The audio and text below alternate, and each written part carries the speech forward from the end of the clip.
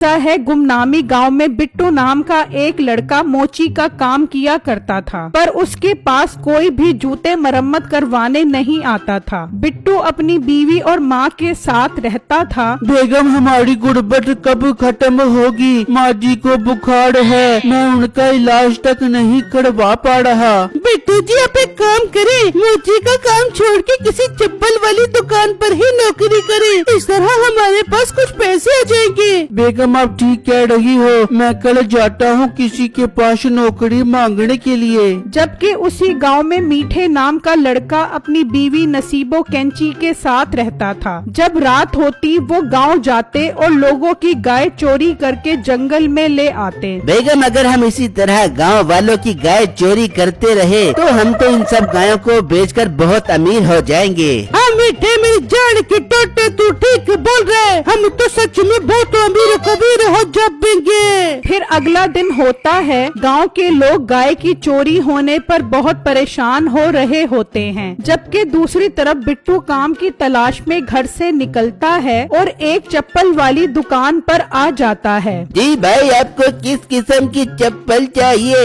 मेरे पास चप्पल की सारी वैरायटी मौजूद है। भाई, मैं यहाँ चप्पल खरीदने नहीं, मैं तो आपके पास काम मांगने आया हूँ। मेरे घर के हालात बहुत खराब है, उड़ाड़ा मुझे अपने पास काम पर रख लो। लड़के, तूने काम मांगकर मेरा सारा मूड खराब कर दिया है। मैं तो समझ रहा था आज ग्राहक आ गया है, कुछ कमाई हो जाएगी। भाई, मुझे काम पर रख लें, अल्लाह ने चाहा तो ग्राहक भी आ जाएंगे। नहीं, तेरे पास क्या जादू की छड़ी है जो तू उसे घुमाएगा तो ग्राहक आ जाएगा? चल शाबाश, निकल, मेरे पास कोई काम नहीं है। बिट्टू मायूस होकर वहाँ से चला जाता है तो रास्ते में उसे एक गाय नजर आती है। वाह, कितनी खूबसूरत गाय है। अगर मेरे पास ये गाय होती तो मैं इसका खालिश दूध अपनी माँ और बीवी को पिलाता, पर मेरी किस्मत ऐसी कहा कि मैं ऐसा कर सकूं। फिर बिट्टू उदास वहाँ से चला जाता है और अपने घर आ जाता है। बिट्टू जी, सुनाओ, कोई काम मिला?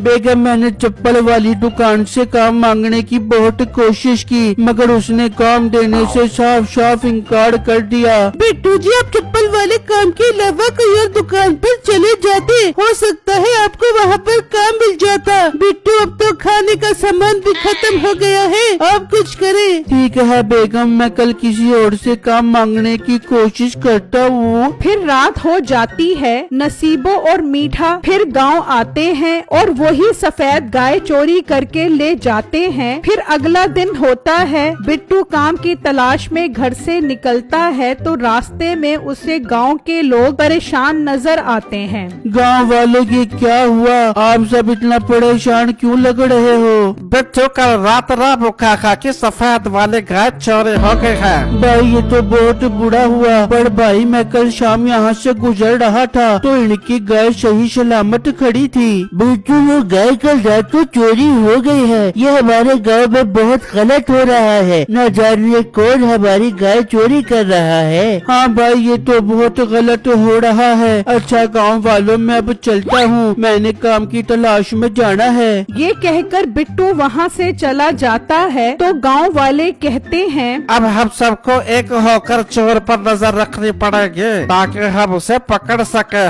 जबकि दूसरी तरफ बिट्टू एक परचून की दुकान पर आता है। भाई, मैं बहुत मजबूर होकर आपके पास आया हूँ, मैंने आपसे गुजारिश करनी थी। आप भाई साहब बोलो, क्या कहना चाह रहे हो? भाई, मैं एक मोची हूँ, पर मेरा काम बिल्कुल नहीं चल रहा। मैंने सोचा मोची का काम छोड़कर कहीं नौकरी कर लूँ। क्या आपके पास मुझे मुलाजमत मिल सकती है? भाई, मेरा काम खुद ठीक नहीं चल रहा है तो मैं तुम्हें रखकर पैसे कहाँ से दूंगा? तुम्हें काम करो, कहीं और काम तलाश करो, मेरे पास तुम्हें कोई काम नहीं मिल सकता। बिट्टू मायूस वहाँ से चला जाता है और जगह जगह काम तलाश तलाश करता है, पर उसे कहीं भी काम नहीं मिलता। शाम हो जाती है और वो थक हार कर घर की तरफ वापस आ रहा होता है तो उसे रास्ते में एक खूबसूरत गाय नजर आती है। माशाल्लाह, ये गाय तो रामू काका की गाय से भी खूबसूरत है। पता नहीं रामू काका की गाय कौन चोरी करके ले गया होगा। बिट्टू उदास परेशान वहाँ से निकल पड़ता है और घर आ जाता है। बेगम और माँ जी, मैंने आज भी